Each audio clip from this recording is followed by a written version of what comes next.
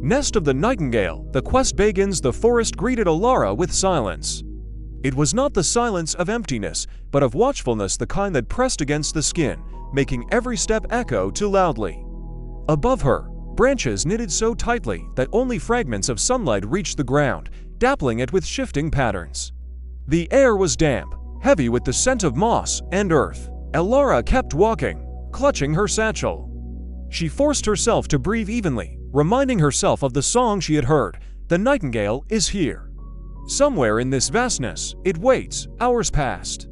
She followed deer trails and streams, marking her path with chalk symbols on tree trunks, as her father had once taught her. Yet the deeper she ventured, the more the forest seemed to change. Once, she swore she saw a flicker of light dancing between the ferns, like a lantern carried by unseen hands. When she followed it, she found only empty air and the rustle of leaves. Another time, she heard whispers, soft as sighs, but when she turned, there was no one there. By midday, her stomach growled. She sat on a fallen log, tore a piece of bread, and tried to calm her unease. That was when she heard it again, the song. Faint, distant, but unmistakable. Elara's heart leapt. She sprang to her feet, following the sound. She climbed over roots, pushed through brambles, and splashed across a shallow stream, her breath quickening with every note. At last, she came to a clearing. In its center grew a tree unlike any she had seen before. Its trunk was pale as bone, and its branches curved upward like outstretched arms. The air around it shimmered faintly, as though touched by moonlight, even beneath the midday sun. And perched upon one of its branches was a bird. Small, delicate, with feathers the color of dawn and dusk woven together. Its throat pulsed as it sang, spilling music so sweet that Elara's eyes filled with tears. The nightingale. Elara froze, afraid to breathe. She had found it so soon, so suddenly. She reached slowly into her satchel, fumbling for her sketchbook, desperate to capture the moment. But just as her pencil touched the page, the bird song broke off. It cocked its head, fixing her with dark, glimmering eyes. Then, without a sound, it took wing and vanished into the trees. "No!" Elara cried, stumbling forward. She dashed into the forest, branches whipping her face, her lungs burning as she chased the flicker of feathers. But the bird was swift, always just beyond reach. It led her deeper and deeper, until she no longer knew which way she had come. At last, the nightingale disappeared entirely, leaving only silence. Elara collapsed to her knees, gasping, her arms stung with scratches, and her legs trembled with exhaustion.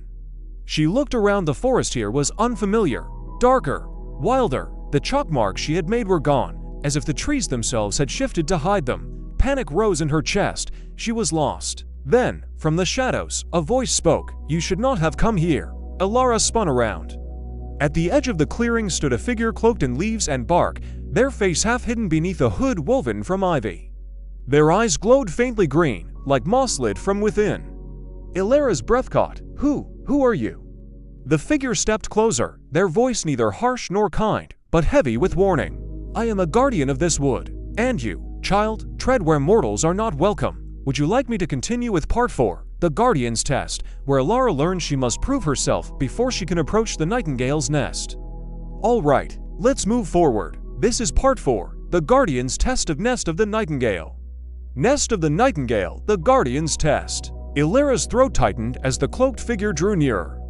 Their presence was unsettling, yet not entirely threatening. The forest seemed to hush around them, as though even the trees respected their authority. "I mean no harm," Elara said quickly, rising to her feet though her knees still trembled. "I came because I heard the nightingale. I have to find its nest." The guardian tilted their head, the leaves of their hood rustling faintly. "Many have sought the nightingale. None have returned with more than an echo of its song. But I heard it," Elara insisted. "It called to me. I know it." A silence stretched between them. Finally, the guardian spoke again. "If you wish to walk the nightingale's path, you must prove you are worthy. The forest does not yield its treasures to idle dreamers." Elara squared her shoulders. "Tell me what I must do." The guardian's faintly glowing eyes studied her, as if weighing her heart. Then they raised one hand, and the air shimmered. From the shadows, 3 objects appeared upon the moss, a stone black as midnight, a flower glowing with pale golden light, a bowl of water, clear and still as glass. "You must choose," the guardian said. "Each will test you. Each path holds danger. But only one will bring you closer to the nest." Elara stepped forward slowly, her gaze shifting between the three. The stone pulsed faintly, as if holding hidden power.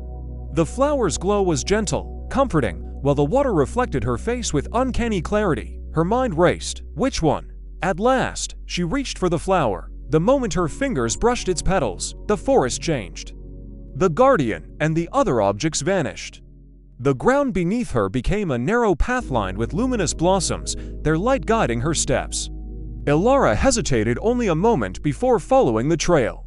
The air grew warmer, filled with the sweet fragrance of honey and summer rain. For a moment, she felt peace steal over her, and she wondered if she had chosen rightly. But soon, the path narrowed, the blossoms crowding closer until they pressed against her shoulders. Their glow brightened, almost blinding. The sweetness in the air grew cloying, then suffocating. Elara's chest tightened. She stumbled, realizing too late the flowers were trying to entrap her. Their roots twisted like serpents across the path, curling toward her feet.